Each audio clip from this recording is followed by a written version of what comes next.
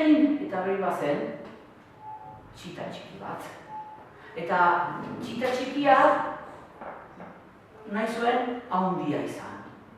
Eta orduan beti ateratzen zen paseoan, burua tente, mokoa gora haundiarena egiten. Txio. Paseoan zebilela, beti burua tente ibiltzen zen. Arro, haundiarena egiten. Naiz eta txikia izan, zuek bezalako txikia izan. Ez? Begira, nola dabilen, burua tente eta mokoa ere buruntz. Txio. Txitak ama zuen, oiloa bai handia zela, ederra. Ikusten duzuenez, txita txikiak miresmenez begiratzen dio bere amari.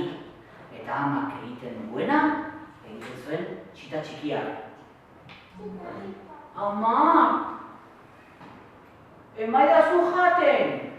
Eta oiloak azkar ekartzen zizkion arrak. Arrak eta zizareak. Badakizu zer diren bai? Arrak eta zizareak. Ekartzen zizkion mokoan. Eta txita txikiari ematen zion jaten. Mota guztietako arrak, mota guztietako zizareak ematen zizkion txita txikiari. Oso txikia zelako.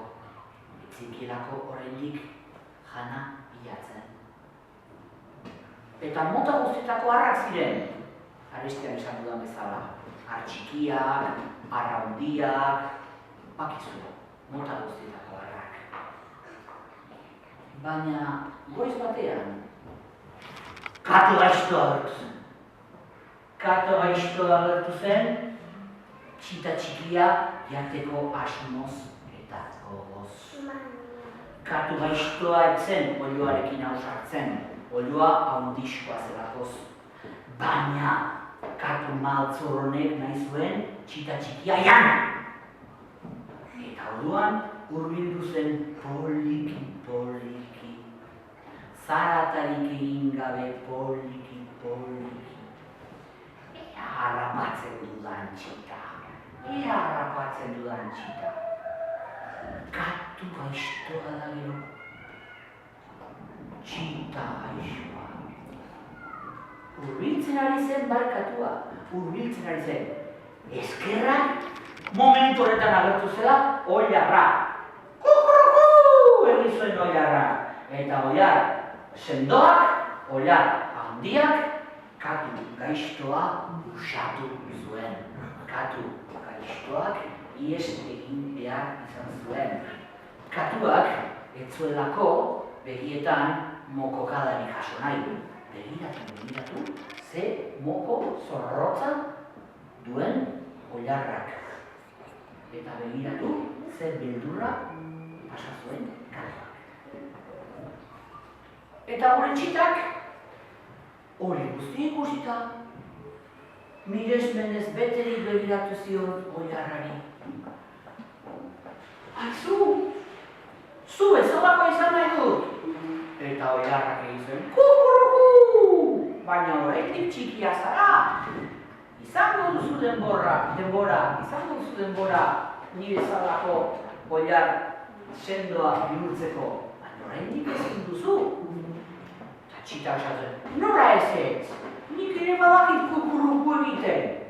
Eta orduan, txitak oilar hori ikustean, bera bezalako izan nahi zuen, eta orduan, hasi zen kukuruku egin nahian, hasi zen tio. Ez zitzaion ateratzen kukuruku, zen oso txikia nahi da txita.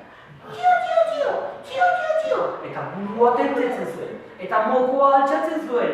Hainbeste burua altxatu, hainbeste mokoa goratu, zen alako batean tio. Plasta! Erori baitzen gure txita txikia putzura. Ez baizen konturatu, ari zela gehiegi altxatzen mokoa, gehiegi altxatzen burua. Eta hor duzue, plast eginda, blai eginda, putzu batean.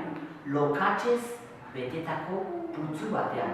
Loiaz betetako putzu batean. Begiratu nola dagoen putzuan. Begiratu nola dagoen blai egin da.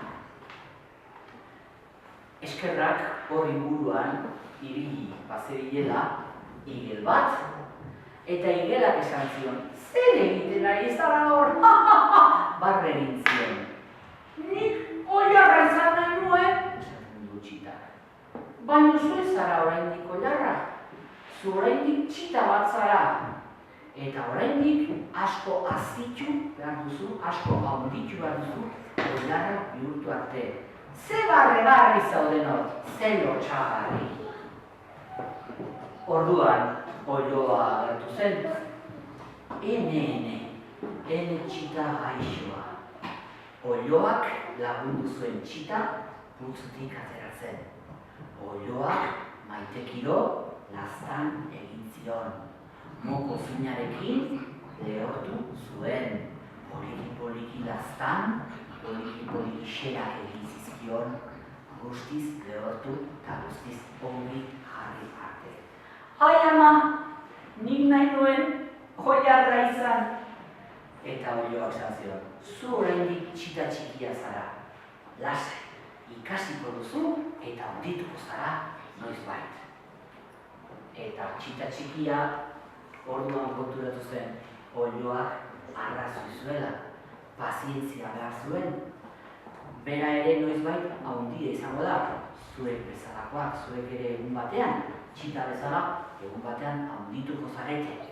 Bitartean, kaso egin behar zaio beti, Edurne irakasleari, eta kaso egin behar zaio beti eskolan agintzen zaizunari. Eta hori ikusten duzuen txita txikia lepoaren luzatu eta arro dabili da oiloaren atzetik. Oiloaren bide beretik. Handitu eta koskortu arte. Begira zeinen pozik, txita txikiaren ipuina bukatu. Beste bat nahi duzu. Eta txalorik ez dut merizu?